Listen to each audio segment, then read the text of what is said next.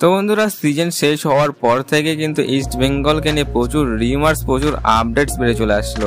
হ্যাঁ বন্ধুরা, তারপরে আসল নিউজটা কিন্তু বেরোলো যখন ট্রান্সফার মার্কেট খুললো। হ্যাঁ বন্ধুরা, ইস্ট বেঙ্গলের নতুন প্লেয়ার আগমন এবং কিছু প্লেয়ার কাটছাট এটা নিয়ে কিন্তু প্রচুর আপডেটস কিন্তু বেড়ে চলে আসলো।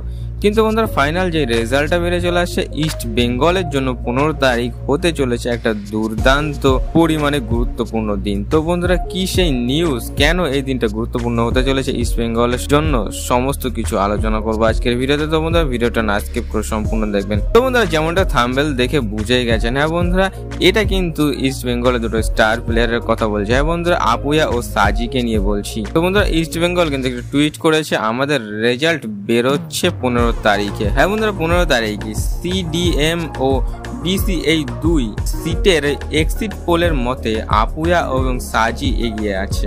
কিন্তু বন্ধুরা এটা কিন্তু একটা রিপোর্ট শুধুমাত্র, দেখা যাক কতদূর কি হয়, কি বৃত্তান্ত হয়, সমস্ত কিছু দেখাবো, সমস্ত কিছু সবার আগে আপডেটস দেওয়ার চেষ্টা করবো। তো বন্ধুরা এরকম ইস্ট বেঙ্গল রিলেটেড আপডেটস সবার আগে পাওয়ার জন্য আমাদের চ্যানেলটি সাবস্ক্রাইব করে পাশে থাকতে অবভিয়াসলি ভুলবেন না। তো বন্ধুরা দেখা হচ্ছে নেক্সট ভিডিওতে। ভালো থাকবেন, সুস্থ থাকবেন, আসতে থাকবেন, বাই বাই।